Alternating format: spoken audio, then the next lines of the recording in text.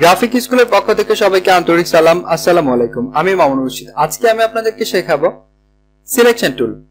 তো চলে যাচ্ছি টুলবারে। টুলবারে আমাদের নিচে যে টুলটি রয়েছে এইটি হচ্ছে সিলেকশন টুল। তো প্রথমে আমরা দেখতে পাচ্ছি যে মুভ টুলের নিচের কোণায় কোনো এখানে সাদা পয়েন্ট নাই, অথচ আমরা দেখতে পাচ্ছি সিলেকশন টুলের সাদা এখানে একটা চিহ্ন দেখা যাচ্ছে। তার মানে যে টুলে এরকম সাদা চিহ্ন দেখা যাবে সেই টুলের আরো সাব কিছু টুল রয়েছে। তো এইখানে এই টুলগুলো আসলে দেখতে চাইলে এখানে মাউস নিয়ে এখানে মাউস ধরে একটু ড্র্যাগ চেপে ধরতে হবে, তাহলে এইগুলো শো করবে। ওকে, তো এটা নিয়ে আমি প্রথম টিউটোরিয়ালে আমি কথা বলেছিলাম। এন্ড আমি আসলে আজকে আলোচনা করব রেক্টেঙ্গুলার মার্কিউ টুল, এলিপ্টিক্যাল মার্কিউ টুল, সিঙ্গেল র মার্কিউ টুল এন্ড সিঙ্গেল কলাম মার্কিউ টুল। তো প্রথমে এটা নিয়ে আলোচনা করতে হলে একটা আমাকে ইমেজ ওপেন করতে হবে। তো আমি প্রথমে ফাইল মেনু থেকে ওপেন এন্ড একটি ইমেজ চুজ করে আসলে ইমেজ নিয়ে দেখাবো। ওকে, তাহলে প্রথমে আমি এখানে চুজ করছি রেক্টেঙ্গুলার মার্কিউ টুল। তো রেক্টেঙ্গুলার মার্কিউ টুল যখন আমরা নিব তখন দেখতে পাচ্ছি প্রথমে যেটা থাকবে এটার নাম হচ্ছে নিউ সিলেকশন। যখন নিউ সিলেকশন এখানে আপনি দেখেন, এখানে আমি একটা সিলেক্ট করছি। এটাতে চাইলে আপনি যে কোনো একটা কালার এখানে অ্যাপ্লাই করতে পারবেন এন্ড যে কোনো ইফেক্ট এখানে দিতে পারবেন। এগুলো নিয়ে পরে বিস্তারিত আলোচনা করা হবে। এন্ড এইটা আমি চাইলে এর পাশে যেটা দেখেন অপশন এখানে শো করছে অ্যাড টু সিলেকশন। আমি এই সিলেকশনের সাথে যদি আরো কিছু অ্যাড করতে চাই সেক্ষেত্রে, আচ্ছা এটার আগে আমি একটু দেখাবো এটা আমি কি করে ডিসিলেক্ট করলাম। Ctrl+D প্রেস করলে আপনি কোন সিলেকশনটা ডিসিলেক্ট হয়ে যাবে। ওকে, আমি যখন রেক্টেঙ্গুলার মার্কিউ টুল নিব এখানে নেয়ার পর এখানে আমি দেখেন চেপে ধরে রাখছি। তো এটা এইভাবে করতেছে, আমার যে পয়েন্টটা ছিল সেই পয়েন্ট থেকে এটা আমি সরাতে পারছি। তো এটা আমি চাইলে যে কোনো ভাবে যে কোনো দিকে টানতে পারছি। এন্ড এইটা যদি আমি শিফট প্রেস করে করি তাহলে দেখা যাচ্ছে আমার এটা চতুর্দিকে সমান রেখে এটা আসলে কাজ হচ্ছে। ওকে, আমি চাচ্ছি যে এটা আসলে পয়েন্টটা আমি সরাবো। আমি যেখানে আসলে পয়েন্টটা ধরেছি এটা আসলে রং একটা পজিশন, জাস্ট আমি এটা আরেকটু নিচের দিকে নিয়ে আসবো। তাহলে আমাকে শিফট প্লাস স্পেস বাটনটা প্রেস করে আমাকে নিচের দিকে এটা ড্র্যাগ করতে পারবেন আপনি। ওকে, আমি শিফট প্লাস স্পেস বাটনটা চেপে এটা কিন্তু আমি ধরে আছি এন্ড মাউস পয়েন্টটা কিন্তু আমি ধরে রয়েছি। ওকে, তো এইভাবে আপনি এটা করতে পারবেন। এন্ড এটা যদি ডিসলেক্ট করতে চান Ctrl+D এন্ড আমি আবারও নিয়ে দেখাচ্ছি। ওকে, এন্ড পাশে যেটা আমি বলেছিলাম যে add to selection. Add to selection হচ্ছে যে এই সিলেকশনের সাথে আপনি যদি কোনো একটা সিলেকশনটা অ্যাড করতে চান সেটা এইটার মাধ্যমে কাজ করবে। ওকে, আমি দেখাই কি কাজ করে।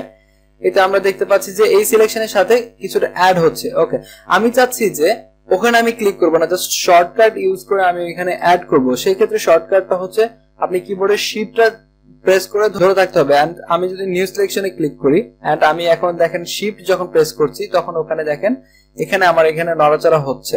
ওকে, তো আমি এখন শিফট প্রেস করে এটা আসলে সিলেকশন গুলো আরো করতে পারি। ওকে, আমি আরেকটা নিউ সিলেকশন নিচ্ছি এন্ড পাশে যেটা রয়েছে এটা হচ্ছে সাবট্রাক্ট। সাবট্রাক্টের কাজ হচ্ছে যে আপনার যে সিলেকশনটা করেছেন এটাকে মাইনাস করে দিবে। আমি আগে করেছিলাম যে এটা অ্যাড করা, এটা জাস্ট সাবট্রাক্টের কাজ হচ্ছে মাইনাস করা। আমি জাস্ট এখন যদি একটা সিলেকশন করার পর সাবট্রাক্টে ক্লিক করি এন্ড এটা দেখেন মাইনাস হয়ে যাচ্ছে। এন্ড আমার মাউসের কার্সরটা আপনারা দেখতে পাচ্ছেন যে মাইনাস সাইন শো করছে এখানে। ওকে, এটা মাইনাস হয়ে যাচ্ছে। সেম ভাবে আপনি চাইলে ওখানে প্রেস না করে এখানে আপনি অল্টার প্রেস করলে আপনার এটা মাইনাস হয়ে যাবে। তার মানে হচ্ছে শিফট প্রেস করলে হবে প্লাস এন্ড অল্টার প্রেস করলে হবে মাইনাস। ওকে, পাশে আমরা যেটা দেখতে পাচ্ছি এটা মজার একটা অপশন। আচ্ছা, মজার অপশনটা দেখতে হলে আমি যদি নিচের ইলিপ্টিক্যাল মার্কিউ টুল যদি সিলেক্ট করি এখানে, আচ্ছা আমরা এটার রেশিও অনুযায়ী যদি ঠিক রাখতে চাই, একদম সেন্টার পয়েন্ট থেকে যদি আমরা এটা বড় করতে চাই সেক্ষেত্রে আমাকে শিফট প্লাস অল্টার প্রেস করে এটা করতে হবে। এন্ড আমি যদি রং পজিশন থেকে আরেকটু এদিকে নিচের দিকে এটা নামাতে চাই তাহলে আমাকে স্পেস বাটনটা চেপে নিচের দিকে আসতে হবে।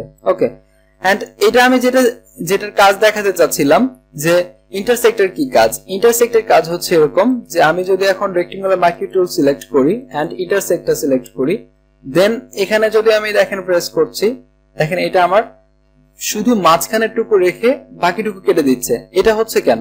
আচ্ছা, এটা যদি আমি শিফট প্রেস করে যদি করতাম তাহলে আমার দেখেন কি হতো। আমি এখন শিফট প্রেস করে করছি, তাহলে উপরে এন্ড নিচে এটা প্লাস হয়ে গিয়েছে। এইভাবে দেখেন আমি করছি, এটা প্লাস হয়ে গিয়েছে। এটা জাস্ট আমি শিফট প্রেস করে যখন করব তখন এইভাবে প্লাস হবে, এন্ড শিফট ছাড়া যখন আমি করব তখন এটা মাইনাস হয়ে যেত। তখন শুধু আমি যেটুকু সিলেকশন করেছি সেই কমন অংশটুকু এখানে থাকতো। ওকে, তো এই হচ্ছে আপনার মার্কি টুল এন্ড ইলেকট্রিক্যাল টুলটাও সেম মার্কি টুলের মতোই, এটা জাস্ট শুধু রেক্টেঙ্গুলার, এটা শুধু ইলেকট্রিক্যাল, এই আর কি এটা তফাৎ। ওকে, এন্ড আমরা নিচে দেখতে পাচ্ছি যে আরো দুইটা এখানে টুল রয়েছে, single row marquee tool and single column marquee tool. Single row marquee টুলটা কাজ করে হচ্ছে র আকারে, যেমন এটা 1 পিক্সেল নিয়ে কাজ করে। আমি যদি এখানে একটা ক্লিক করি তাহলে দেখতে পাচ্ছি যে আমার 1 পিক্সেল সমান এটা একটা সিলেকশন হয়েছে। এন্ড এখানে যদি আমি একটা কালার অ্যাপ্লাই করে দেখি, আমরা এখানে একটা কালার অ্যাপ্লাই করলাম এন্ড আমরা দেখতে পাচ্ছি এটা হচ্ছে 1 পিক্সেল এখানে ধরেছে। ওকে, তো এটা হচ্ছে র নিয়ে কাজ করে। এন্ড নিচে যেটা আমরা দেখতে পাচ্ছি single column marquee tool. Single column marquee টুল যখন আমি এখানে ক্লিক করব তখন ক্লিক করার সঙ্গে সঙ্গে এখানে একটা কলাম তৈরি হয়ে যাবে। দেখেন আপনারা দেখতে পাচ্ছেন যে একটা কলাম একটা সিলেকশন তৈরি হয়ে গিয়েছে। জাস্ট এখানে দেখেন আমি একটা কালার অ্যাপ্লাই করছি এবং কন্ট্রোল ডি প্রেস করে ডিসিলেক্ট করছি, তাহলে দেখতে পাচ্ছেন যে একটা কলাম তৈরি হয়ে গিয়েছে। তো এটা মূলত হচ্ছে এইভাবে কাজ করছে। সিলেকশন নিয়ে আরো বিভিন্ন ধরনের কাজ করা যায়, সেগুলো যখন আমরা কাজ করব তখন বুঝতে পারবো যে এখানে কত সিলেকশন টুলের কতটা অবদান, কতটা গুরুত্ব। ওকে, আজকের টিউটোরিয়ালে মোটামুটি এই পর্যন্তই। সবাই অবশ্যই চ্যানেলটি সাবস্ক্রাইব করবেন এবং লাইক, কমেন্ট এন্ড বেশি বেশি শেয়ার করতে ভুলবেন না। আসসালামু আলাইকুম।